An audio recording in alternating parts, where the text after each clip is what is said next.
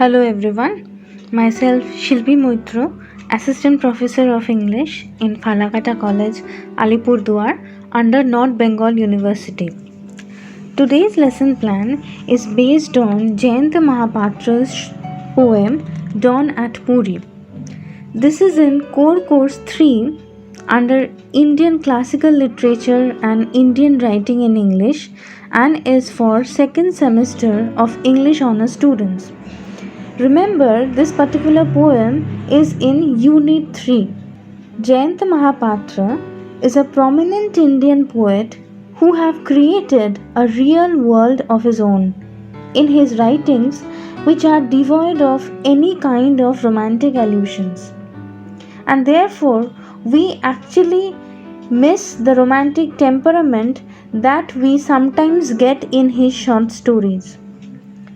We have explored the universal truths that have been presented in this particular poem.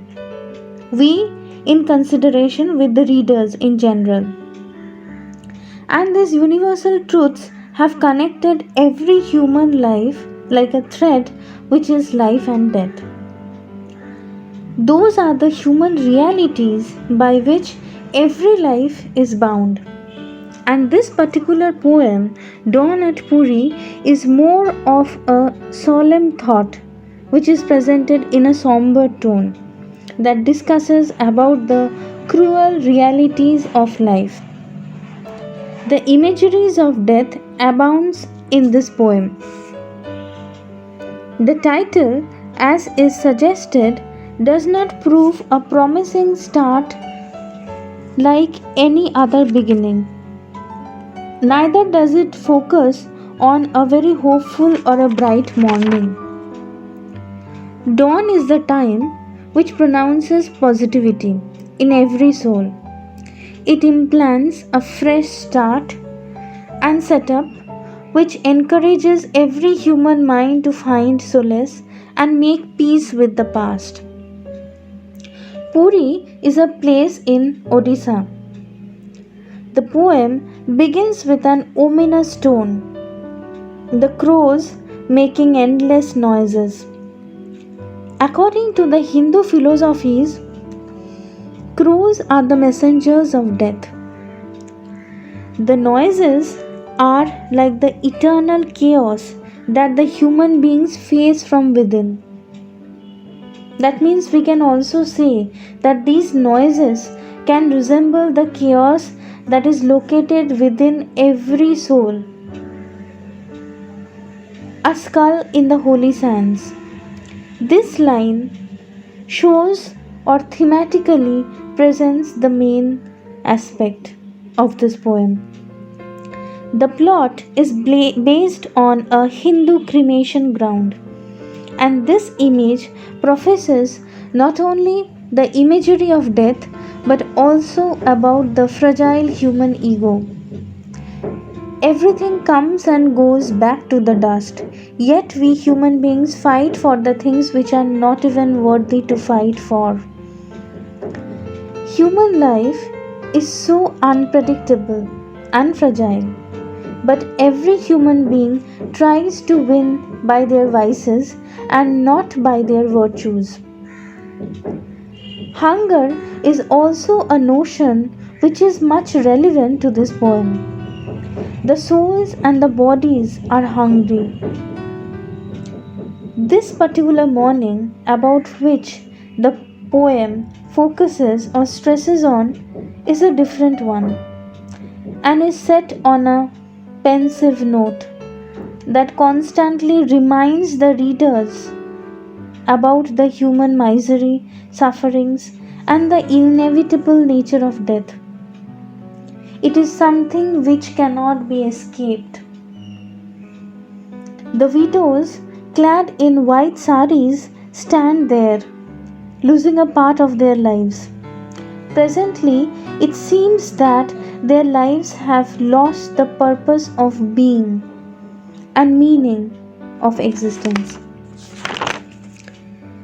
Their austere eyes show that they have turned as stern creatures who are cold and grave, and it is because of the fact that they have faced severe kinds of affliction in their own lives. They have lost a part of themselves. Their eyes show that they have become insensitive and they are devoid of any kind of heartfelt emotions. Unfortunately, the faith that is ushered by the dawn cannot enlighten their disillusioned selves. The light of hope fails to locate the heavy burden in their minds. The imageries are dark, gruesome, as it speaks of the ruins and the severe calamity, and also about the diseased existence of the leprosy patients. The nameless mask, who are physically and mentally diseased, sit sticking together as if they form a community, and they are the marginal ones, and they can also be called the subalterns. Their existence is quite insignificant, and therefore these valueless faces don't have any personal identities. Their general identity is all that they need to have, and that is what is required for them to gather food for their survival. The narrator is also the poet himself, and therefore no different personifications are needed to address him. The smoky haze of the fire reminded his final duty and responsibility, and also why he came here in the first place. The gloomy solitary pyre was burning the dead body of his aging mother, and the only purpose why he came to this place was to fulfill his mother's last wish. His mother wanted to be cremated in this particular cremation ground, and the twisting clouds suggested the fact that his mother's spirit might be traveling towards heaven. The poem speaks about the rituals that are concerned with death. The entire aspect of holiness is contextualized with satire and sarcasm.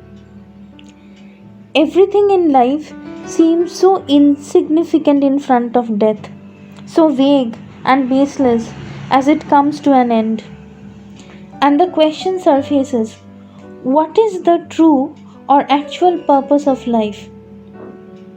The rites and the rituals also focus on an androcentric or male dominated aspect.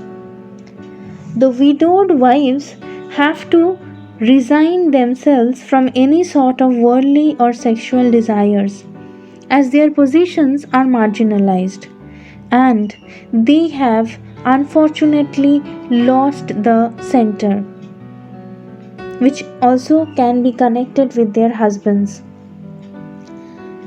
Jayanta Mahapatra adopts a very philosophical tone and speaks about the inner and the external notions of void that circulate human life. Readers, after reading this poem, wonders about the inherent pessimism and ponders about the mystery that lies between life and death.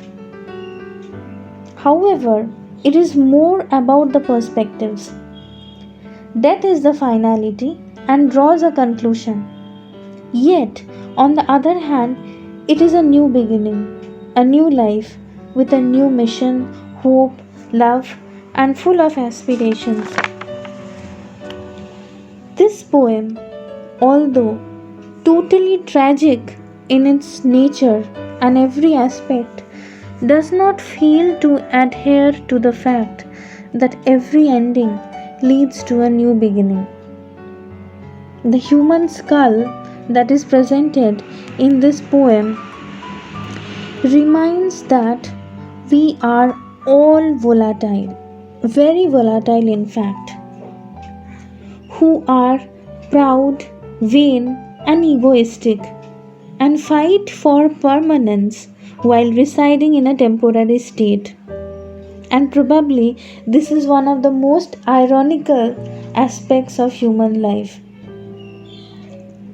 Our own entrances and exits are marked in this world. Yet, human nature conspires for vanities, ignorance, and the hypocrisies. And it is something which is limitless and boundless because it can really never be fathomed. Thank you, my dear listeners. I sincerely hope that this lesson plan on the present topic will help you in a simple understanding of this poem.